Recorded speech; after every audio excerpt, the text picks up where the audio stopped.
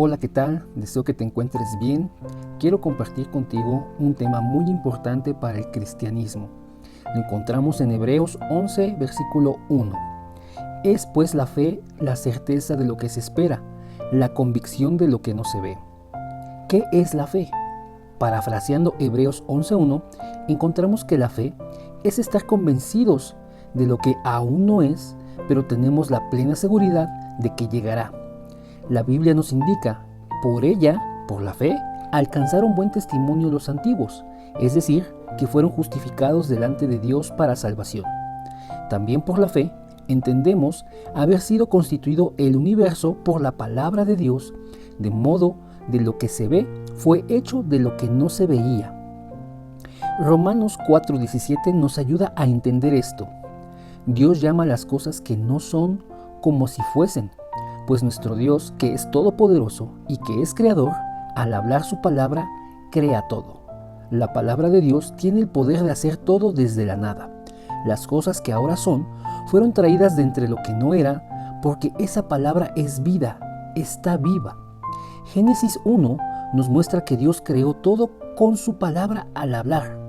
El Evangelio de Juan nos dice que en el principio era la palabra estaba con Dios y la palabra era Dios. Nos explica también en el versículo 14 que esa palabra se hizo carne, Jesús.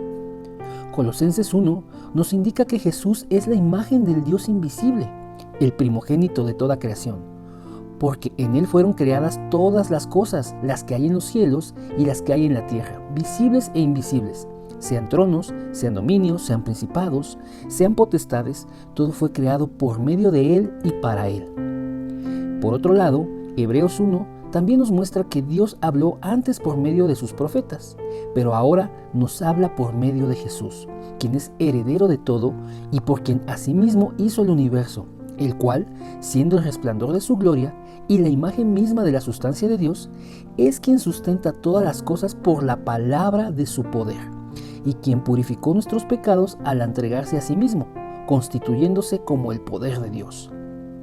La fe es estar convencido que Dios obrará las cosas que aún no son, las cosas que todavía no se ven, pero serán y llegarán, porque están sustentadas en el poder de su palabra.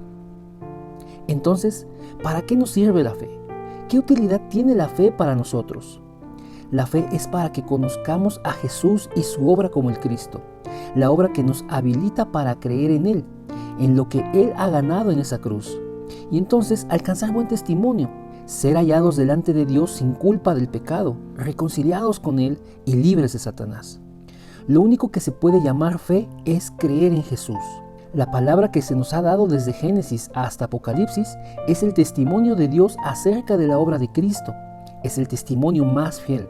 Es la garantía de que Dios hará.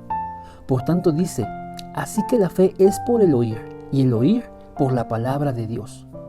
La palabra que se ha escrito es para que creamos que Jesús es el Cristo, el Hijo de Dios, y para que creyendo tengamos vida en su nombre, como lo dice Juan 20:31. También dice que sin fe es imposible agradar a Dios, porque es necesario que el que se acerca a Dios crea que le hay y que es galardonador de los que le buscan. Esto nos lo dice el escritor a los Hebreos en el capítulo 11, versículo 6. Jesús enseñó a los judíos y a sus discípulos que las Escrituras, la palabra de Dios escrita, constituida por la ley, los salmos y los profetas, daban testimonio de Él, se referían a Él, apuntaban a Él, eran las promesas acerca de Él. Por tanto, la fe es el vehículo de la salvación. Si confesamos con nuestra boca que Jesús es el Señor y creemos en nuestro corazón que Dios le levantó de entre los muertos, seremos salvos, porque con el corazón se cree para justicia, pero con la boca se confiesa para salvación.